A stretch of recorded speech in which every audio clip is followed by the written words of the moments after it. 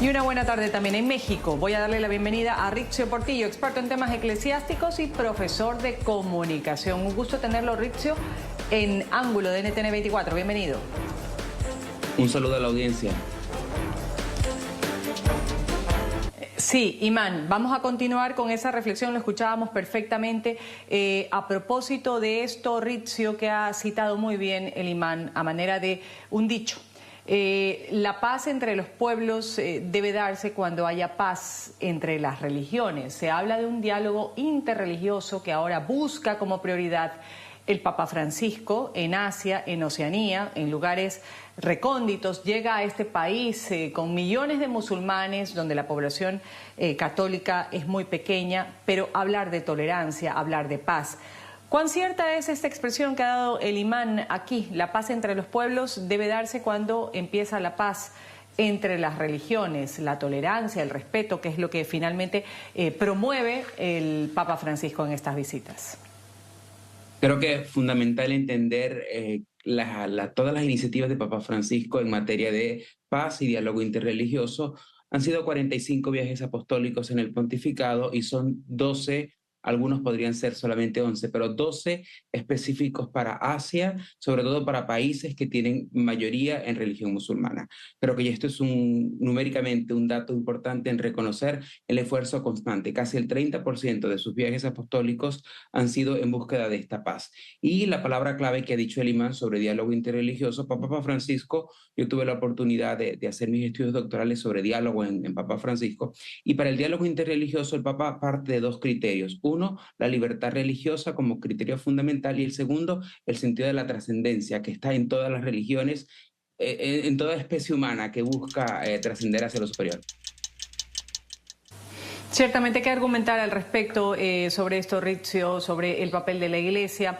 Además, ha habido algunas notas de prensa en donde el Papa Francisco ha agregado que los cristianos, por ejemplo, refiriéndose a Gaza, el pueblo de Gaza, ha hablado, tienen derecho a vivir en paz. El pueblo de Gaza, no Hamás, ha sido claro en sus declaraciones, y que su otra prioridad es el regreso de los rehenes israelíes que están retenidos justamente en algunos lugares en Gaza.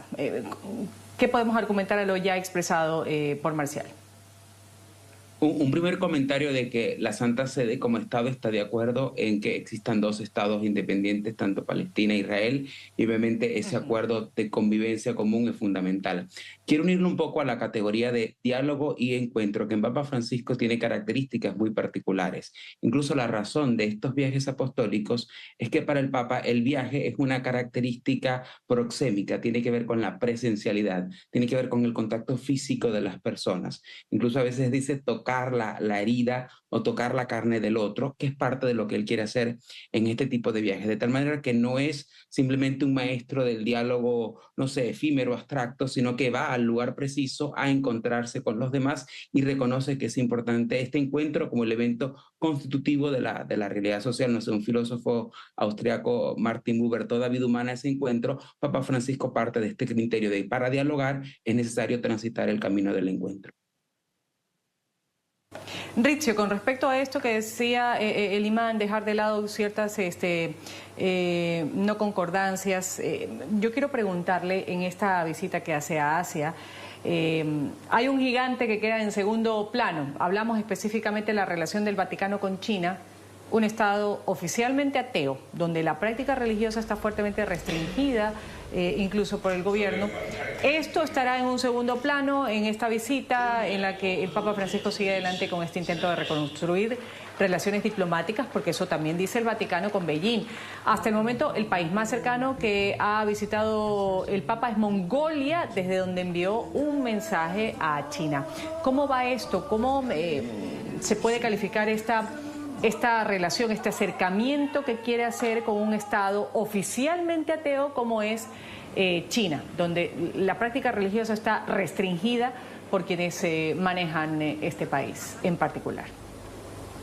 Habrá su acercamiento. El Papa no solamente va a Indonesia, como hemos dicho, también es el viaje más largo hasta la fecha en el pontificado, y terminará en Singapur, y en Singapur hablan mandarín. Entonces se cree que el Papa desde Singapur va a hacer algún tipo de comentario o alusión. A pesar de que entre Singapur y China van a haber sus diferencias geopolíticas, es una manera de que haya un acercamiento. Interesante esto de que los cuatro países per se ya representan cosas totalmente diversas. Es decir, en Indonesia la mayoría, Papua Nueva Guinea y Timor Oriental son mayoritariamente cristianos y en el otro católico, y ya Singapur mayoritariamente budistas. De tal manera que es un poco esa diversidad interreligiosa que era un poco esto que decía el imán, ese elemento común, que es el sentido de la trascendencia humana en toda la especie. Es decir, el ser humano cree siempre en algo superior. Yo creo que por allí va la línea del Papa y seguramente en Singapur habrá noticias sobre China. Comunicación. Richie, este es un viaje que también subraya un cambio significativo que se está produciendo dentro de la Iglesia Católica, como lo es la inclinación hacia Asia durante su pontificado.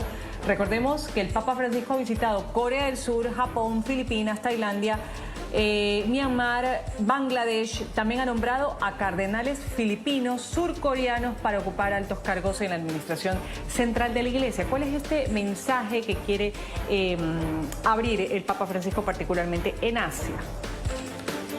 Bueno, principalmente desde la esencia misma de la Iglesia, la universalidad, en que todo el mundo esté representado, pero en Papa Francisco esta universalidad se traduce en la periferia, en ir hacia el último, en ir hacia el alejado, en acercar a los alejados, y creo que, bueno, forma parte de toda esta dinámica que está haciendo, tanto en nombramientos de cardenales como en la visita a estos lugares. Pensemos que incluso el mismo Papa es como muy cuidadoso en los lugares que visita y tiene como criterio ir a lugares donde sus antecesores no hayan ido, de tal manera que un poco esta visión periférica de ir hacia los alejados, ir hacia los últimos, un poco esa sensibilidad personal extraordinaria que tiene Papa Francisco en su corazón de pastor, diría yo.